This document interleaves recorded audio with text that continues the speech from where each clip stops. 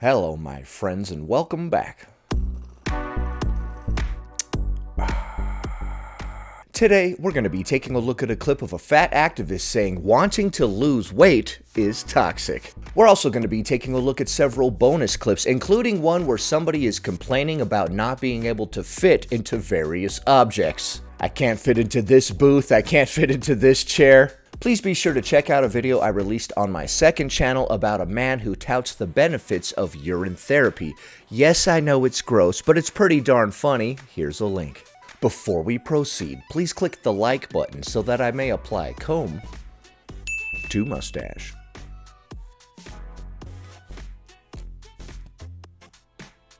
Alright, she's going to be responding to this comment that reads, "What if I want to love my body, but also be smaller? Get the hell out!"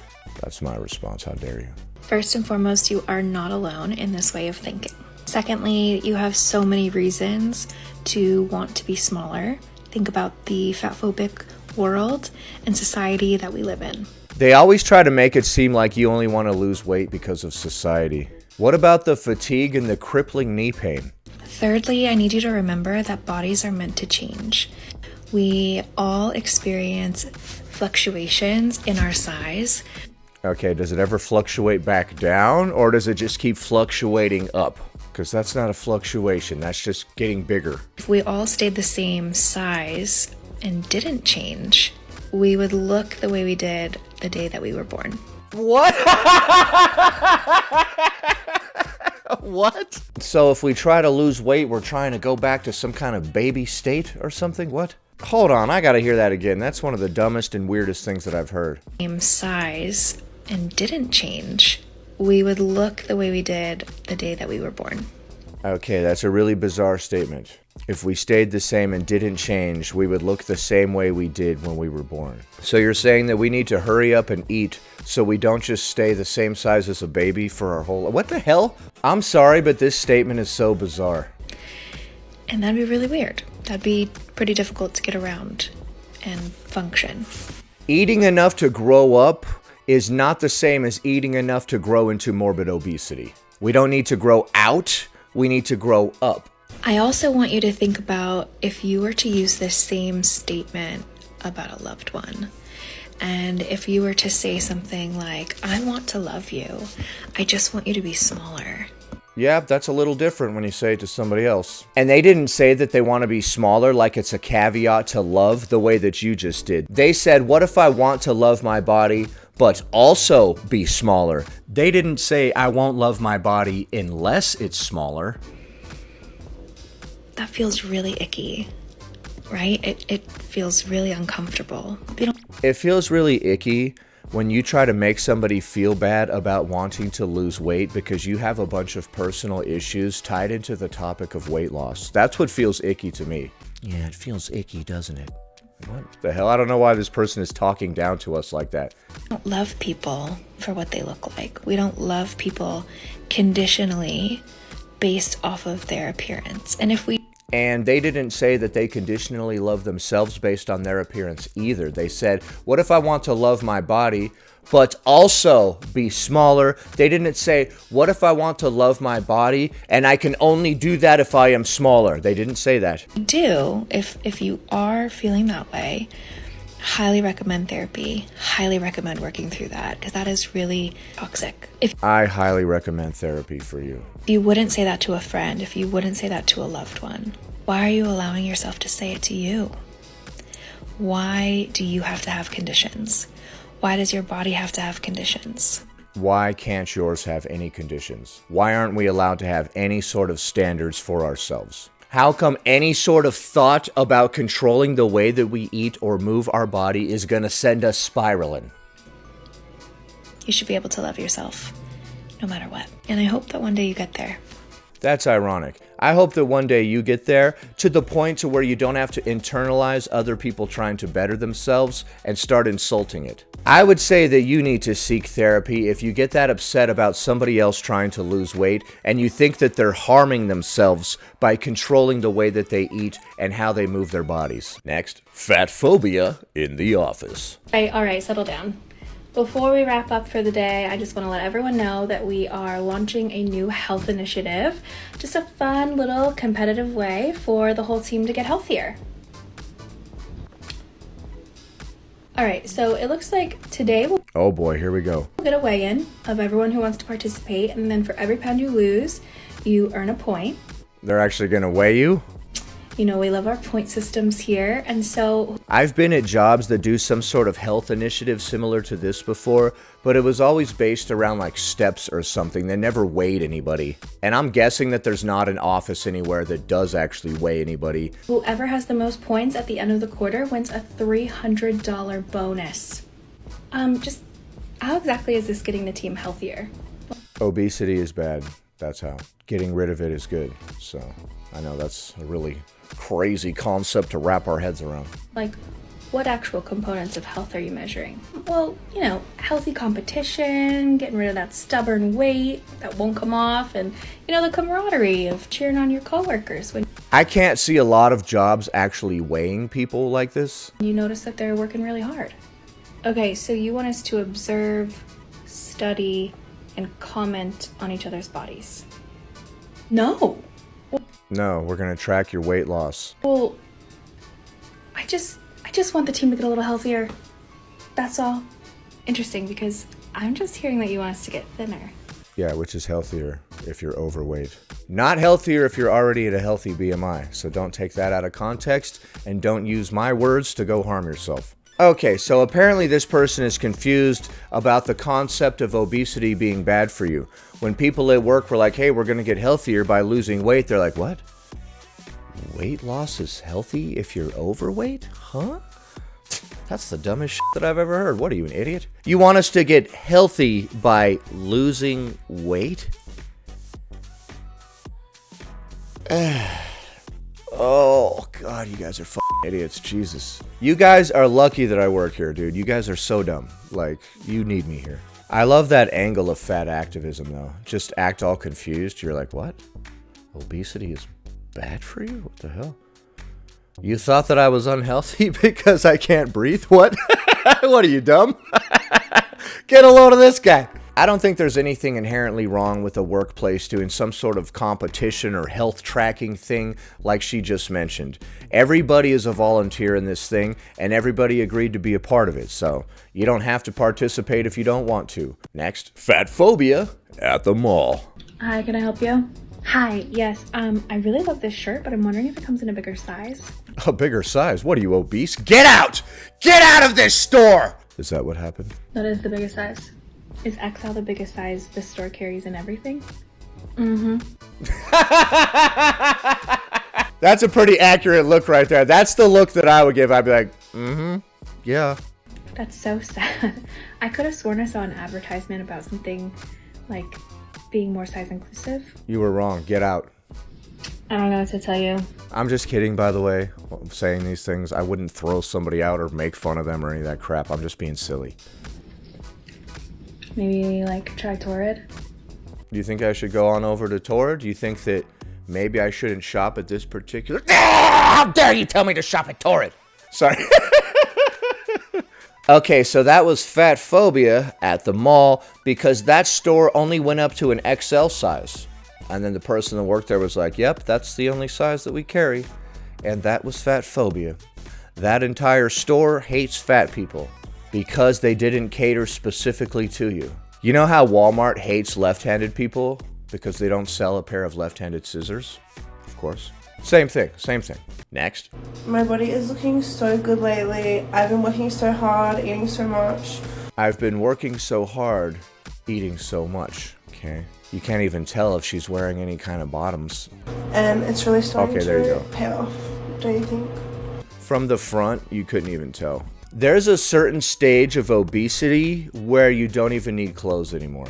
Everything just covers itself up. Like the lower part, the belly covers that. Sometimes somebody becomes so obese that their upper half, like the breasts go like this and roll over so you can't even see the nips anymore. Those are like tucked underneath. So you can just like walk around in the nude at a certain level of obesity and you're not actually exposing anybody to anything. Except for that back view. Woo! That back view though, oh! And no, I'm not encouraging anybody to do that. This channel is getting weirder by the day, isn't it? I'm sorry. That's the stage of obesity I want to get to. Like, dude, I'm sick of buying clothes, man. You know how they're always complaining about, like, man, they ain't got clothes big enough for me. Just keep eating till you get to the point you don't need any clothes, duh.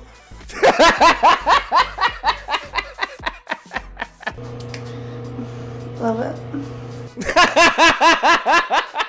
Love it. I love it.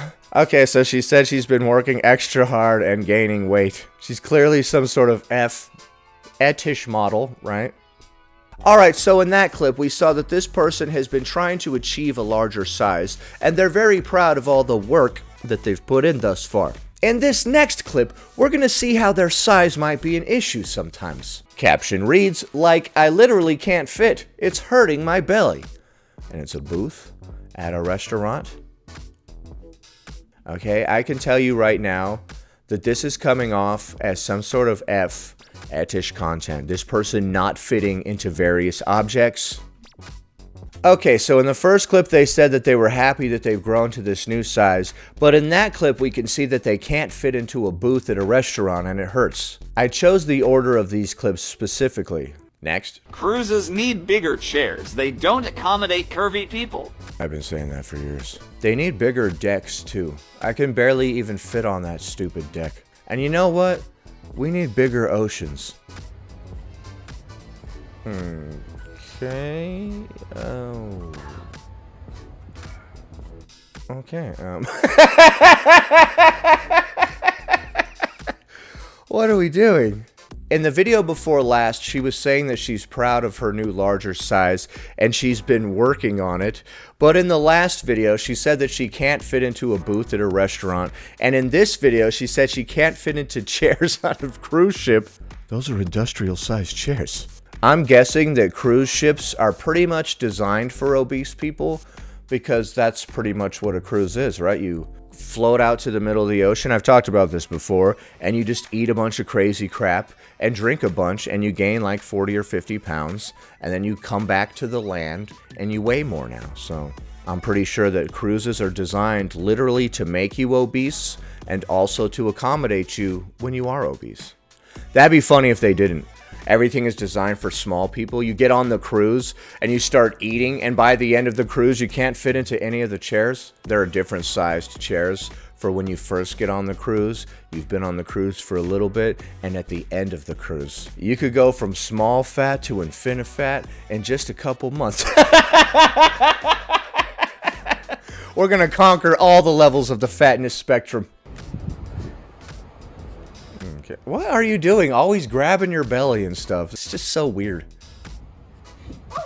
Oh, dear Lord, help us. Help me, Rhonda. Help me, Rhonda. That's when I knew that I had a problem. Dude, if I go to stand up and the chair sticks to my ass like that, it's lights out for me, homie. I'm just taking a dive right off the balcony right there. I'm like, oh, really? It's really gotten this fat? All right. I've had a good run. See you guys later. Ooh. I'm just kidding. Oh my goodness, this is definitely fetish content, which is real weird. Can we talk about that fetish at some point? Like people that want to see this type of content, they're turned on by it, and more so people that are turned on by feeding somebody until they get so large that they can't move and they're right on death's door. What kind of fetish is that? If the only thing that can get your rocks off is to hurt somebody else, you're sick.